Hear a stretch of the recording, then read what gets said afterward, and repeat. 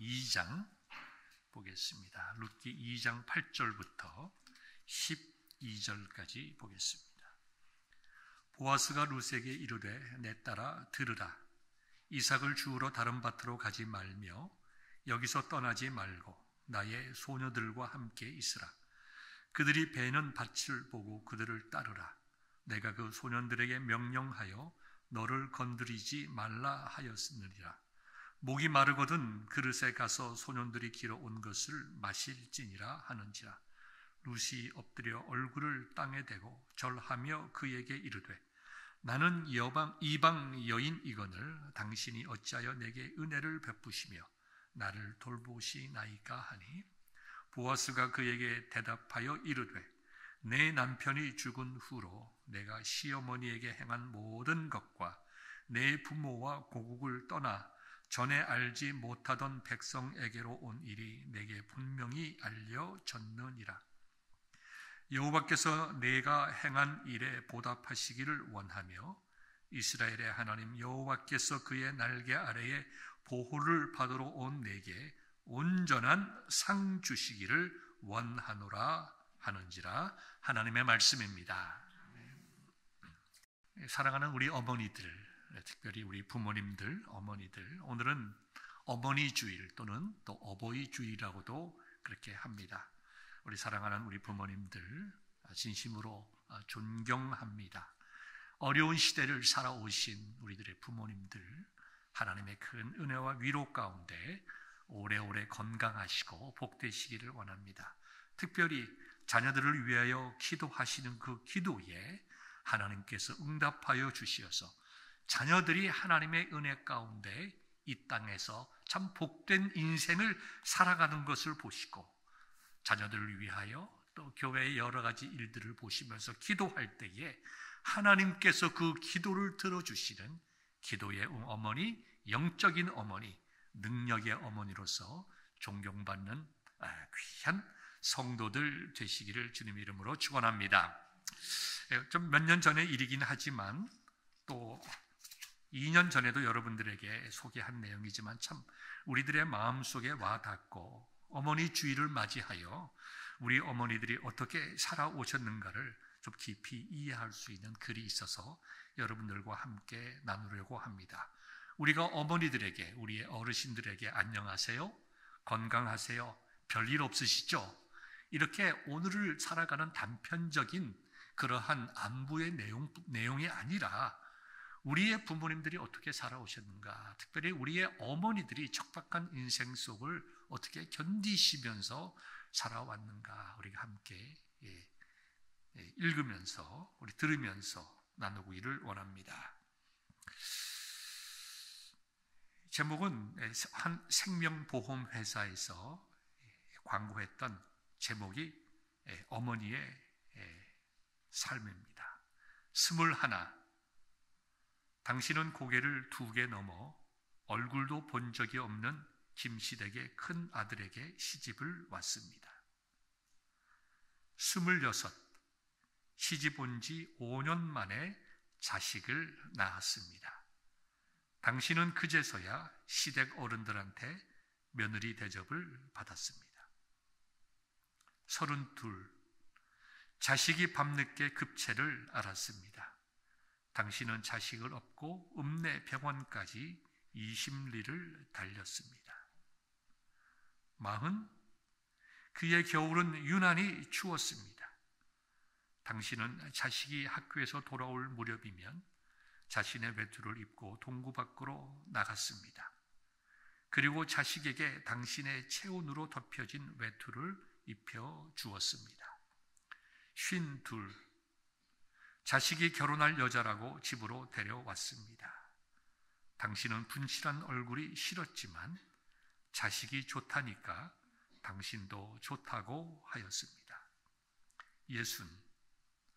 환갑이라고 자식이 모처럼 돈을 보냈습니다. 당신은 그 돈으로 자식의 보약을 지었습니다. 65. 자식 내외가 바쁘다며 명절에 고향에 못 내려온다고 했습니다. 당신은 동네 사람들에게 아들이 바빠서 아침 일찍 올라갔다며 당신 평생 처음으로 거짓말을 했습니다. 오직 하나 자식 잘 되기만을 바라며 살아온 한평생. 하지만 이제는 깊게 주름진 얼굴로 남으신 당신, 우리는 당신을 어머니라 부릅니다. 참 우리들의 마음속에 와닿는 내용의 말입니다. 저도 이 글을 읽으면서 저희 어머니, 저희 아버님 생각을 다시 하게 되었습니다. 저희 부친께서 천국 가신 후에 저희 모친이 저에게 이런 얘기를 하신 적이 있습니다. 언젠간 내 아버지가 이런 말을 하시더라. 내 평생 주님의 몸된 교회를 위해서 내가 헌신하고 내 모든 사랑 큰아이에게 줬는데 후회는 없다. 여러분들 이제 제가 몇 번 말씀을 드려서 아시듯이 저희 부친은 소위 말하는 영화 국제 시장과 같이 원산에서 배를 타시고 이남으로 내려오셨습니다. 그리고 평생 부모 형제들을 만나지 못하시고 외롭게 사시다가 이렇게 주님 품에 안기셨습니다. 그저 아버지는 이북 사람으로 또 열심히 있는 분으로서 그저 아침부터 저녁 때까지 교회 일사하시고 또 신방하시고 정말 신방하지 않으면 정말 큰 일이 나시는 것처럼 그렇게 교인들을 부지런히 신방하셨습니다. 아버지의 말씀이 저는 내 마음속에 와닿아요. 와닿습니다. 내 평생 교회를 위해서 헌신했고 또 내 모든 사랑, 아들이 4명이지만 내 큰아이한테 내가 다 줬다. 후회는 없다. 참 제 마음속에 고맙고 감사하고 무엇이라 참 부모님의 은혜에 보답할 수 있을지 참 가슴이 먹먹한 시간들을 저도 설교를 준비하면서 보냈습니다. 특별히 우리의 부모님들은 지금 세대보다 훨씬 더 어려운 환경과 가난 속에서 살아오셨습니다. 정말 우리의 부모님 되시고 우리의 어머니, 우리의 아버님 되신 것을 인해서 생각할 때마다 우리는 고마운 마음을 갖게 됩니다. 이 고마운 마음이 우리의 감정과 우리의 양심을 뛰어넘어서 저와 여러분들의 참된 하나님 앞에서의 신앙 고백이 될 수 있기를 주님의 이름으로 축원합니다. 우리 어머니 날이 되면 우리는 어머니의 마음이라는 그러한 어머니날 노래를 자주 부르게 됩니다. 이 곡이 지어진 배경을 보게 되면 다음과 같은 내용이 있습니다. 양주동 선생님께서 지은 이 작사한 것을 작곡한 분인데요. 우리가 일제강점기 시대에 살 때에 한 젊은이가 일본 동경음악대학으로 유학을 가서 작곡을 공부하고 있었습니다. 작곡을 제대로 하기 위해서는 꼭 집에 피아노가 있어야 했지만 스스로의 힘으로서 피아노를 살 만한 경제적인 여건이 못 되었습니다. 어머니가 사람을 통해서 편지를 보냈습니다. 얘야 아들아, 어렵고 힘든 일겠지만 잘 견디길 바란다. 내가 좀 도울 일이 뭐가 없겠냐. 아들은 이렇게 편지를 씁니다. 어머니 잘 지내고 있습니다. 걱정하지 마세요. 모든 것이 다 잘 되어 갑니다. 피아노가 한 대 없어서 내가 좀 불편하긴 하지만 친구들과 함께 나누어 쓰고 있습니다. 어머니는 피아노가 없어서 힘들다는 그 말만 어머니의 마음속에 깊이 꽂혔습니다. 경제적인 여유가 없었기 때문에 아들에게 피아노를 사줄 수가 없었던 어머니는 생각을 합니다. 내가 어떻게 하든지 아들이 공부를 잘 마칠 수 있도록 내가 피아노를 사주어야 되겠다. 어머니가 산에 올라가서 솔방울을 따고 나무 가지를 긁어 모아서 장에 팔기 시작했습니다. 많은 시간 동안 많은 일을 하셔서 돈을 붙여주어서 그 아들이 중고 피아노를 사서 공부하면서 이제 동경음대 작곡과를 잘 마칠 수 있었습니다. 그리고 이 양주동 선생님이 쓰신 이 가사에 맞추어서 우리가 잘 알고 있는 어머니 마음이라고 하는 곡을 이제 작곡을 하게 되었는데요. 가사도 훌륭하지만 이 곡조가 어머니의 사랑과 희생을 깨달은 아들의 마음이 정말 애절하게 여기에 잘 배겨 있습니다. 이흥렬이라고 하는 분이 작곡을 하셨는데요. 우리가 어머니 날이니까 우리가 이 찬송 함께 같이 불러볼까요? 어머니 마음, 우리들의 어머니를 생각하면서 한번 불러보겠습니다. 나 실제 괴로움 다 잊으시고 길을 째 밤 낮으로 애쓰는 마음 진 자리 마른 자리 가라뉘시며 손발이 다닳도록 고생하시네. 하늘 아래 그 무엇이 높다 하리요. 어머니의 희생은 가히 없어라. 어려서 남고 없고 올려주시고 자라선 문 기대어 기다리는 맘 아륵사 그릇 될사 자식 생각에 고우시던 이마 위에 구름이 가득 땅 위에 그 무엇이 높다 하리요. 어머님의 정성은 지극하여라. 사람의 마음 속엔 온 가지 소원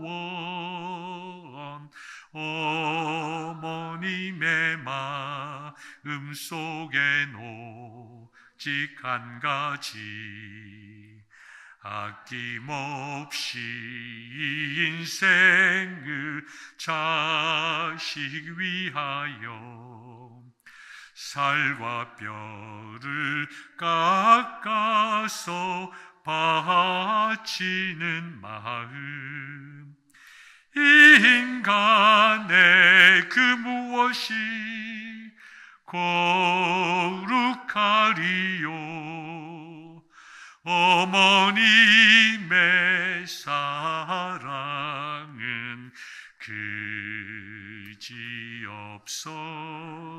그지없어라. 우리들의 마음속에 참 귀한 도전을 두고 아픈 마음을 주고 이제부터라도 내가 잘 해야 되겠다는 마음을 주는 귀한 또한 아름답고 애절한 그런 어머님의 노래입니다.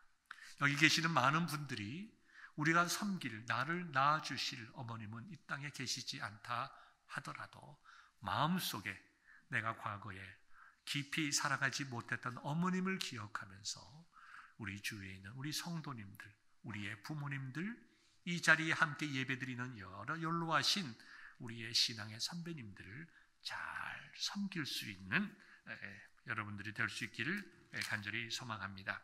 하나님의 말씀 에베소서 6장 1절부터 3절의 말씀은 이렇게 기록되어 있습니다. 자녀들아 주 안에서 너희 부모에게 순종하라. 이것이 옳으니라. 내 아버지와 어머니를 공경하라. 이것이 약속이 있는 첫 계명이니 이로써 내가 잘 되고 땅에서 장수하리라. 자녀들이 어떻게 부모를 공경해야 할지 여기 기록되어 있습니다. 크게 두 가지를 말씀하고 있습니다. 부모에게 순종하고 부모에게 공경하라. 그리하면 하나님께서 너희에게 복을 내리시리라. 내가 잘되고 땅에서 장수하리라. 이 말씀이 뭘까요? 하나님께서 너희의 부모님 잘 섬기는 것을 기억하시고 하나님께서 하늘의 복을 주시겠다는 약속의 첫 계명인 것을 여러분들이 기억할 수 있기를 바랍니다. 오늘 저는 여러분들에게 설교 제목을 이렇게 잡았습니다. 주보에 나와 있는 대로 효도하면 하늘에 상이 있습니다. 이건 사실 효도하면 우리에게 상이 있다는 것도 맞는 말씀이지만 저의 오늘 설교의 초점이 어디에 있냐면 우리가 우리의 부모님에게 효도하면 우리의 자녀들이 하늘의 상을 받는다는 것입니다.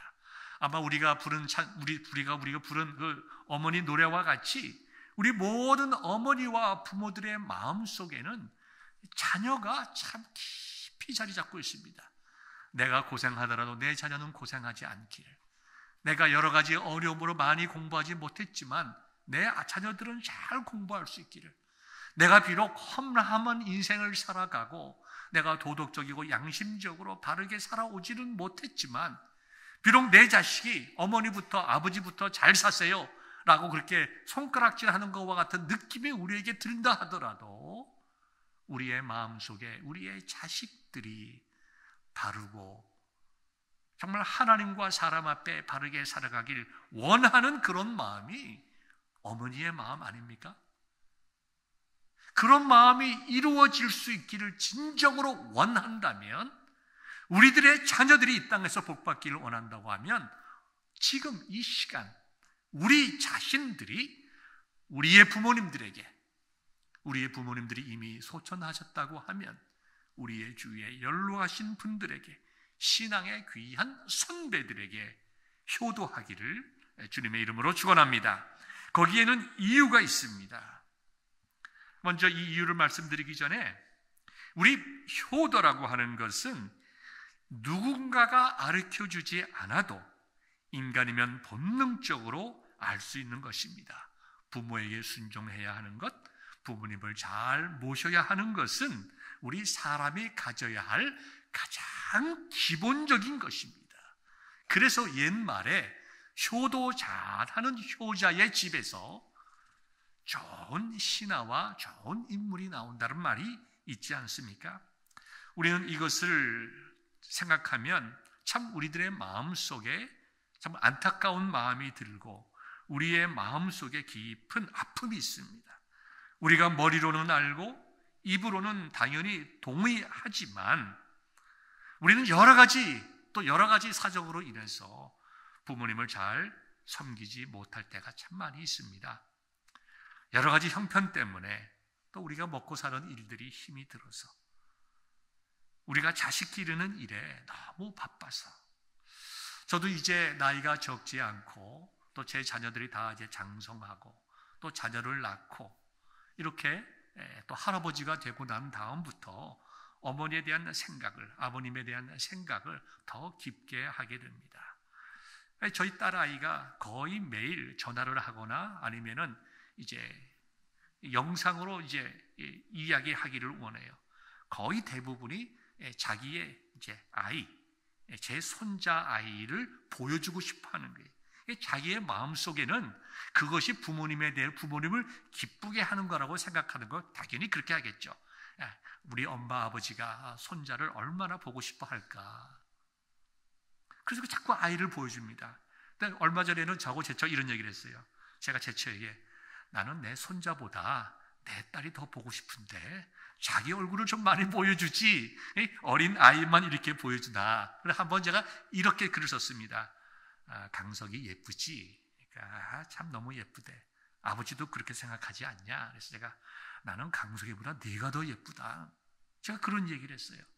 너 강석이 많이 사랑하지? 아빠 그걸 말씀이라고 하세요. 그렇다면 나와 내 엄마가 너를 얼마나 사랑했을까? 그거 한번 생각해봐라. 했더니 거기다가 하트 모양을 이게 붙여서 보냈습니다. 누구나 자기 자식 사랑할 줄은 알지만 저도 그랬고 제 딸 아이도 마찬가지지만 우리가 부모로부터 얼마나 큰 사랑을 받아왔는가를 잃어버릴 때가 참 많이 있습니다. 우리가 우리 자녀들에게 하는 일들, 우리가 자녀들을 섬기고 관심 가지고 애쓰고 희생하는 그 마음에 반의 반만이라도 우리가 우리 부모님들에 대한 마음을 표현할 수 있다고 하면 우리 부모님들은 아마 이렇게 말씀하실 거예요. 이 내 아들이, 내 딸이 세상에서 제일 효자요, 효녀다. 여러분들, 우리 부모님들로부터 그런 칭찬받는 자녀들 될 수 있기를 소망합니다. 아주 재미있는 글이 있어 여러분들에게 한번 읽어드리려고 합니다. 7순이 넘은 아버지가 어머니하고 사별하고 계셔서 아들이 이제 아버지를 서울로 모시고 왔습니다. 선한 마음으로 아버지를 사랑하는 마음으로 이렇게 모시고 왔지만 아버지는 참 힘이 듭니다. 그렇죠? 아무리 아들이 자식이 잘해준다 하더라도 먼저 세상을 떠난 아내만큼 하겠어요? 힘들고 무료하지만 할 일도 없고 하루 종일 텔레비 앞에 앉아 계시지만 여러모로 힘이 듭니다. 하루하루를 지나다 보니까 집안의 위계 질서를 이제 알게 되었습니다. 5 식구와 강아지가 한 마리 살고 있는데 이 집에서 가장 힘센 위계 질서 1번이 누구냐 봤더니 며느리더라고요. 며느리가 왕입니다. 둘째가 손자, 손녀인 아이들입니다. 3번째가 자기 아들이고 4번째가 집의 가정부이고 5번째가 이 집의 강아지고 자기는 6번째인 것을 알게 되었다는 겁니다. 며느리가 외출 나갔다가 돌아오면 가정부에게 물어봅니다. 애들 잘 있니? 애들 학원 잘 갔니? 남편한테 연락 온 곳 없니? 강아지 밥 줬냐? 그렇게 남편과 자녀와 강아지에 대해서는 관심을 가지고 가정부에게 물어보면서도 한 번도 아버님 진지 차려드렸나? 라고 묻는 법이 없었다는 거예요. 물론 너무나 당연한 일이기에 묻지 않을 수 있겠으나 그 자체를 떠나서 이 아버지가 가정에서 당하는 소외감과 외로움을 견디기 힘들었습니다.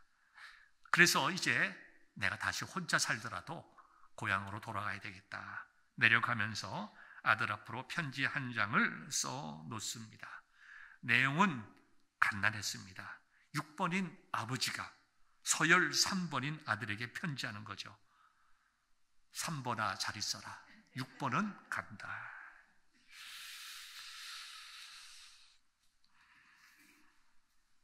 참 우리가 웃고 넘어갈 이야기지만 저는 참 제 마음속에 쓰림이 많습니다. 여러분들도 정도의 차이는 있겠지만 동일하리라 생각합니다. 이 세상에서 제일 귀하고 제일 신경 쓰고 아끼고 관심을 가져야 될 분은 자녀가 아닙니다. 우리들의 부모님입니다. 아직 신앙생활하지 못한다고 하면 그 영혼을 위하여 눈물을 흘리면서 기도해야 되고, 부모님이 피곤하고 힘들다고 하면 내 자식보다 먼저 부모님을 섬겨야 합니다.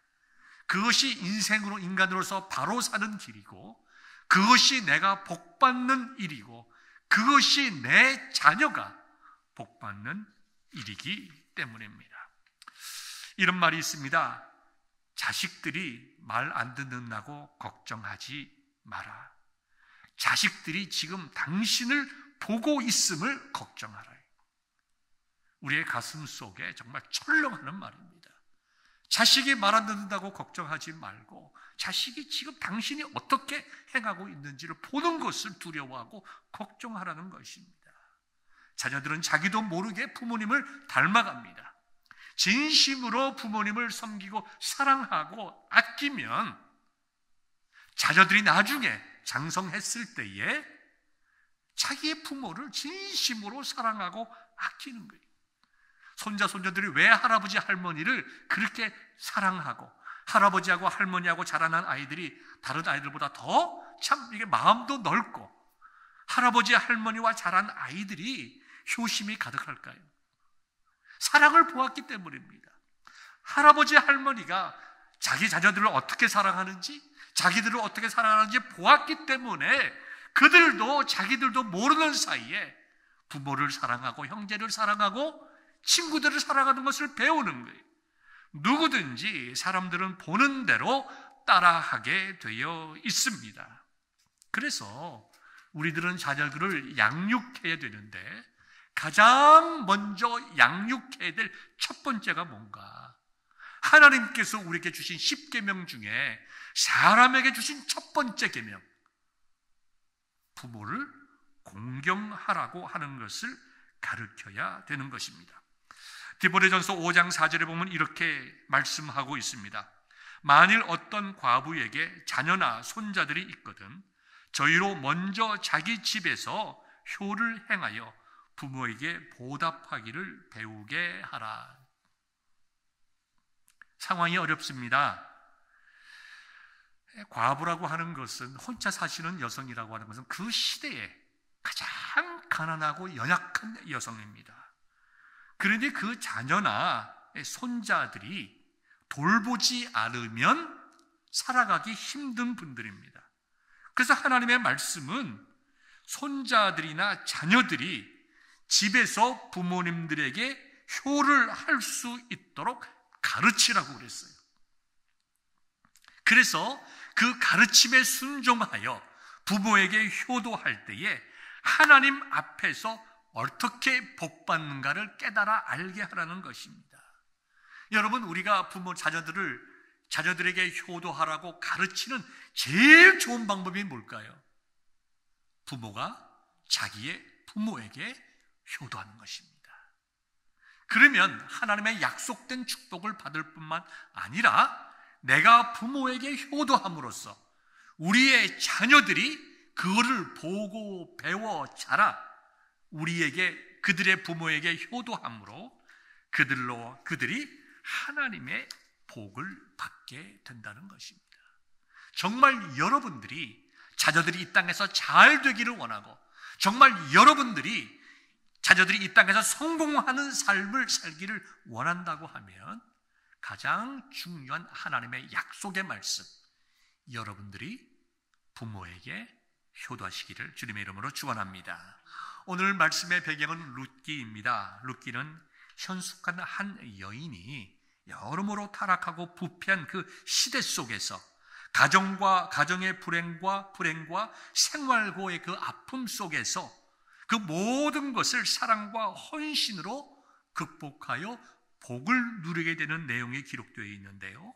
그 주인공 룻이 그 어렵고 힘든 상황 속에서 믿음과 또 희생으로 섬길 수 있는 가장 중요한 가치가 여기 룻기에 기록되어 있는 것은 뭡니까?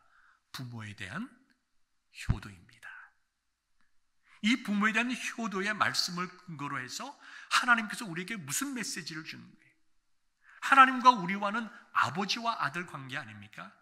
우리가 하나님을 잘 섬길 때에 하나님께서 우리에게 큰 은혜와 복을 주신다는 것을 룻과 나오미, 즉 며느리와 시어머니의 관계, 또 넓게 보면 자녀와 부모의 관계를 통해서 효라고 하는 이 가치를 통하여 우리들에게 말씀하고 계시는 것입니다. 저와 여러분들이 잘 아는 룻기의 내용은 아주 참 우리들의 마음을 정말 편안하고 정말 우리의 마음속에 은혜를 베풀어주는 그런 말씀이죠. 룻은 며느리였습니다. 베들레헴 지역에 한 가정이 있었는데 아버지는 엘리멜렉이었고 어머니는 나오미였어요. 그리고 그에게 말론과 기론이라고 하는 두 아들이 있었는데 그 베들레헴 지역에 흉년이 들어서 이 사람들이 이제 좀 더 살아가기 위해서 이방 땅 모압으로 이민을 가게 됩니다. 참 불행하게도 남편 엘리멜렉도 죽고 두 아들 말론과 기론도 죽고 말았습니다. 그 두 아들이 그 모압 땅에서 결혼한, 즉 나오미의 며느리 오르바와 룻도 시어머니 나오미와 같이 이제 다 홀로 남게 되었습니다. 시어머니 나오미와 며느리인 오르바와 룻이 다 함께 사는 세 여성이 살아가는 참 힘들고 어렵고 슬픔 속에 살아가는 내용들이 이 룻기 1장부터 시작이 됩니다. 그러던 중에 나오미의 고향 베들레헴에 풍년이 들었다는 소식을 듣고 나오미가 결단을 합니다. 내가 잘못된 삶을 살아왔구나. 내가 힘들더라도 내가 하나님을 잘 섬기는 내 고향에 있어야 했었는데 내가 정말 좀 더 편안하게 살겠다고, 좀 더 인간의 지혜와 방법으로 살겠다고 내가 이방 땅에 들어와서 내가 이와 같은 큰 아픔을 느끼는구나. 내가 돌아가야 되겠다. 이 돌아간다라고 하는 말은 회개란 말을 내포하고 있는 거예요. 내가 잘못 결정해서 잘못된 삶을 살았으니 이제는 내 고향 땅으로 돌아가서 내가 하나님을 잘 섬겨야 되겠다.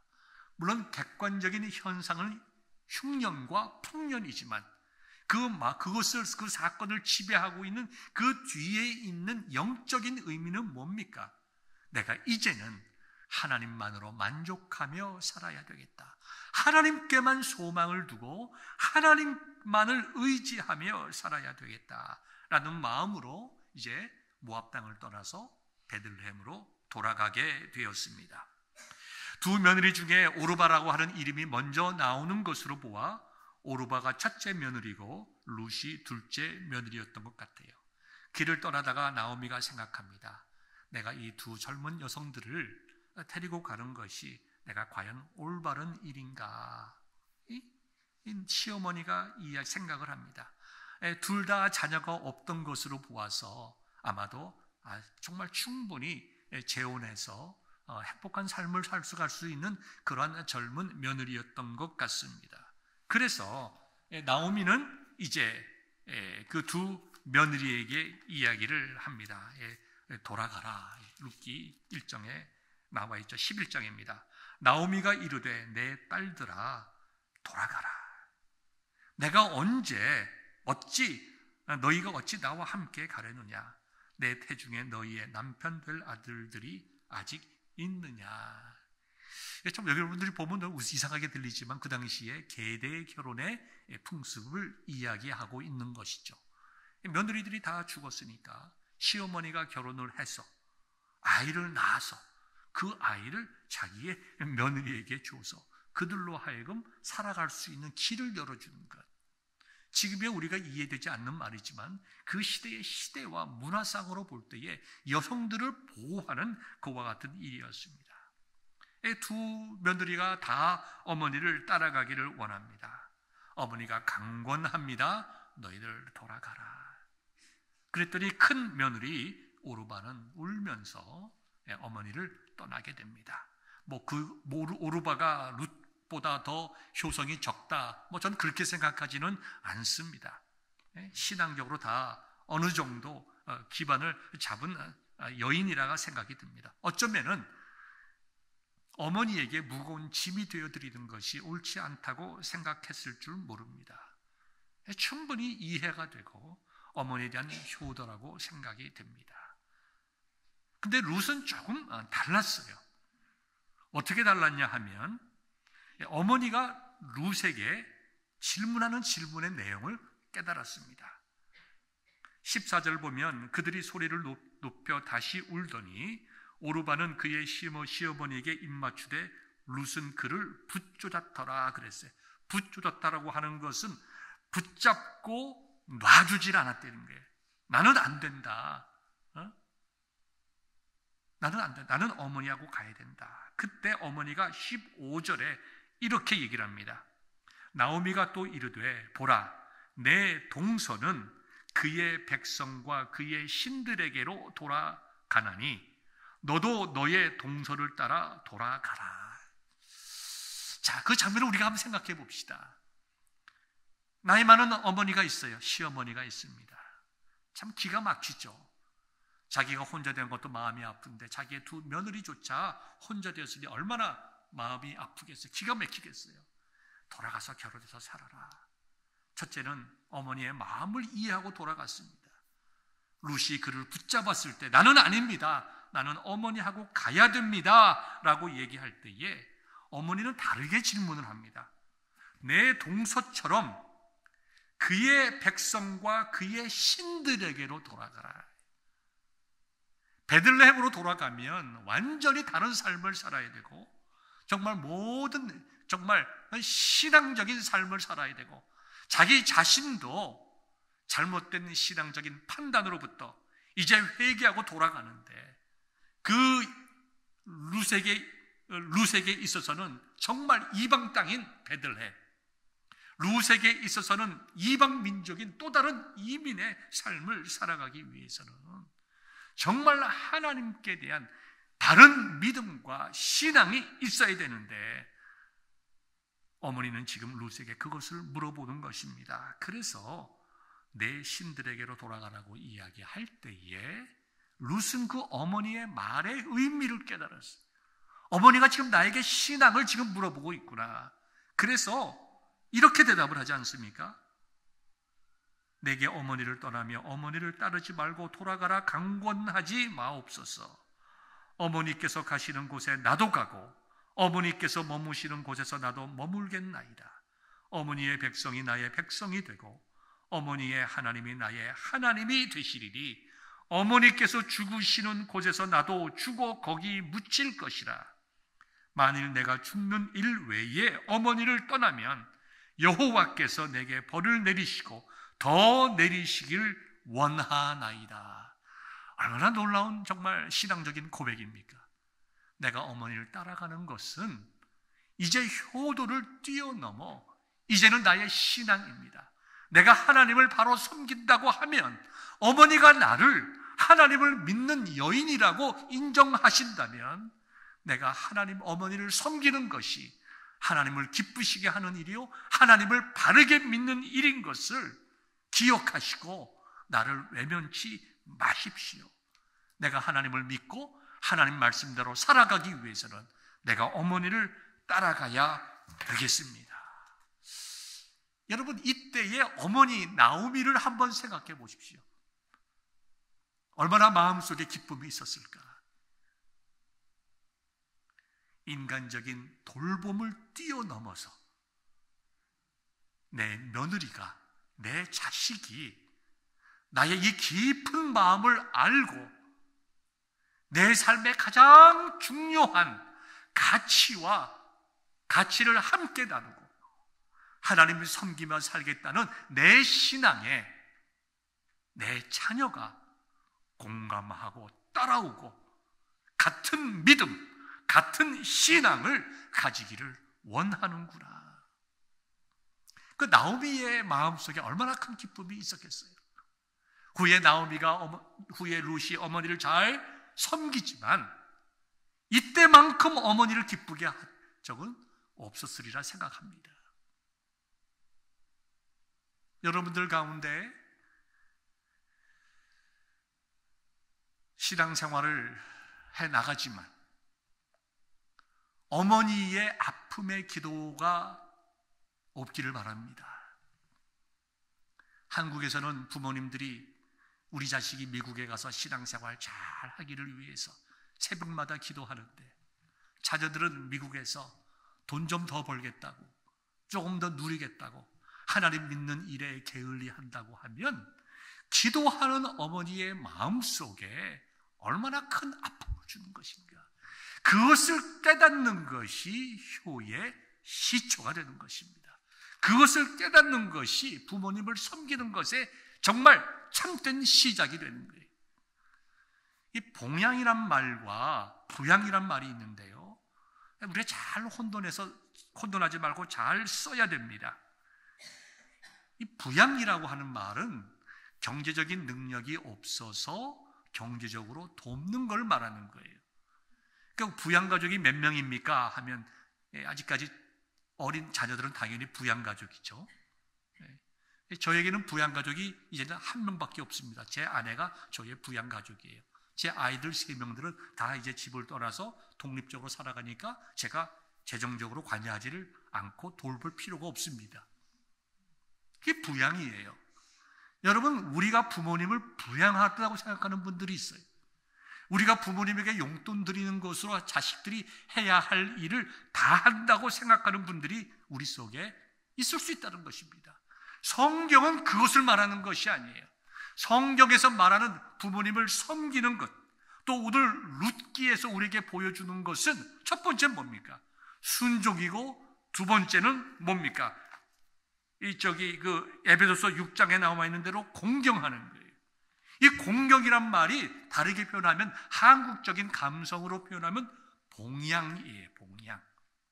부모님의 귀함을 인정하고, 부모님을 존중하고, 부모님의 생각과 가치와 삶을 인정해 드리면서 마치 신하들이 왕을 섬기듯이 높이고 받들어 드리고 모든 것을 편안하게 모시는 것을 우리가 여기 나와 있는 공경이란 말의 의미가 되는 것입니다. 우리가 오늘 본문에 있는 말씀을 연관해서 에베소서 6장 1절을 봅시다. 자녀들아, 주 안에서 너희 부모에게 순종하라. 이것이 옳으니라. 내 아버지와 어머니를 공경하라. 이것이 약속이 있는 첫 계명이니 이로써 내가 잘되고 땅에서 장수하리라. 룻기에서 말하는 룻의 가장 귀한 면은 순종이에요. 어떻게 순종했습니까? 어머니께서 원하는 마음에 순종하여 끝까지 어머니를 따라가는 거예요. 조금 전에 말씀드린 것과 같이 어머니의 마음속에는 내 며느리들이 내 고향 땅 베들레헴으로 돌아갔을 때 정말 신앙으로 살아가야 할 터인데, 나는 신앙에 실패하여 남편도 잃고 두 아들은 잃었지만 이제 내 며느리만큼은 믿음의 삶을 살아야 할 터인데 이 아이들이 나와 함께 믿음의 삶을 살겠느냐? 이거 단순한 부탁에 대한 순종이 아닙니다. 일생을 부모의 믿음대로 살아가겠다고 하는 부모의 믿음에 대한 순종이에요. 이것이 정말 귀하고 가치 있는 순종입니다. 룻기는 우리에게 그와 같이 아름다운 순종을 말씀을 하고 있어요. 두 번째는 부모님을 귀하게 여기고 부모님에 대해서 참으로 순종하는 삶을 살아가니까 그 결과로 오는 것이 공경하는 거예요. 공경하는 거예요. 참으로 부모님께 순종함이 없는 공경은 공경이 아닙니다. 형식적인 것이고 부모님 필요한 것 좀 대접해드리고 우리의 마음은 부모에게 가 있지 않으면서 우리의 마음은 온갖 내 자식, 내 살아가는 일에 가 있으면서 부모에 대한 마음이 있는 것처럼 생각하는 것은 그거는 공경이 아닙니다. 그런데요, 룻은 참으로 아름다운 공경을 했습니다. 오늘 본문의 말씀이죠. 어떤 말씀입니까? 부모님이 어렵고 힘든 상황 속에서 룻이 생활고를 책임을 집니다. 그래서 그 생활고를 책임지기 위해서 이삭을 주스러 가게 됩니다. 그때에 하나님께서 그를 선하게 인도하시잖아요. 그래서 보아스를 만나게 됩니다. 여러분들이 잘 알려진 대로 보아스가 그에게 이렇게 얘기를 하잖아요. 룻이 어떠한 여성이었느냐, 어떻게 부모에게 순종하고 공경하는 여성이었는가 하는 것을 이렇게 아름답게 이야기를 합니다. 오늘 본문 11절이죠. 내 남편이 죽은 후로 내가 시어머니에게 행한 모든 것과 내 부모와 고국을 떠나 전에 알지 못하던 백성에게로 온 일이 내게 분명히 알려졌느니라. 신앙적인 결단과 순종을 말하는 것이죠. 그 다음에 부모를 잘 공양하는 것을 말하는 것이죠. 12절에 보십시오. 여호와께서 내게 행한 일에 보답하시기를 원하며 이스라엘의 하나님 여호와께서 그의 날개 아래에 보호를 받으러 온 내게 온전한 상 주시기를 원하노라. 이게 얼마나 복된 말씀입니까? 이것을 보면 정말 부모에게 순종하는 자들은 세상에서도 형통함을 보게 됩니다. 세상에서도 형통하죠. 사람들이 그러잖아요. 저 집은 효자집이다. 그 한 말은 그 사람의 형통함을 나타내게 됩니다. 그러므로 오늘 이제 말씀을 정리합니다. 여러분들의 자녀가, 우리들뿐만 아니라 우리들의 자녀가 이 땅에서 참된 하나님의 복을 받기 원한다면 오늘을 살아가는 우리들이 먼저 부모에게 효도할 수 있기를 바랍니다. 순종할 수 있기를 바라요. 순종이라고 하는 것은 부모의 마음을 알아서 그 마음을 헤아려서 그 부모의 마음을 시원케 해드리는 게 순종이에요. 두 번째는 여러분들의 자녀, 나를 포함하여 여러분들의 자녀가 이 땅에서 정말 복받고 살아가길 원하면 공경하는, 잘 봉양하는 어머니의 필요가 무엇인지, 무엇이 힘들고 무엇이 어려운지. 제가 언젠가 이 TV 광고를 보니까 이제는 여러분들이 어머니에게 해보세요 라고 하고 어머니의 치아가 어떻게 됐는지 한번 보세요. 어머니 지금까지 우리들 치료하고 이빨 아프면 빼주고 치료한 것처럼 어머니가 얼마나 치아가 상해 있는지 자식들이 어머니 입을 좀 아해보라고, 옛날에 어머니가 우리에게 아해라고 이빨 뽑아주는 것을 생각하시면서 어머니에게 아해보세요. 정말 광고를 이렇게 보면서 정말 저게 효도구나. 어머니가 말씀하지 못하시는, 차마 말하기 어려운 그 자식들에게 누가 되지 않기 위해서 어머니가 참고 견디시는 그것이 무엇인가를 깨달아 보고 그 어머니의 마음을 헤아리는 그것이 공경 아닙니까? 룻은 그와 같은 공경을 했습니다. 그랬더니 어떤 결과가 있었습니까? 룻은 정말 새로운 인생, 보아스와 결혼해서 새로운 인생을 살아갔을 뿐만 아니라 다윗의 조상이요, 예수님, 그리스도 되시는 예수님의 조상이 되었습니다. 하나님께서 말씀하신 대로 정말 하나님의 복을 누리는, 놀라운 영적인 복과 세상의 복을 누리는 귀한 여성이 되었습니다. 저와 여러분들도 룻이 받은 복의 의미도 깨닫고 룻의 마음을 헤아려서 우리가 룻과 같이 부모님들에게 순종하고 부모님을 잘 공경함으로 우리의 자녀들이 이 땅에서 참된 복을 누리는 그와 같은 믿음의 가문 이어나가기를 주님의 이름으로 축원합니다.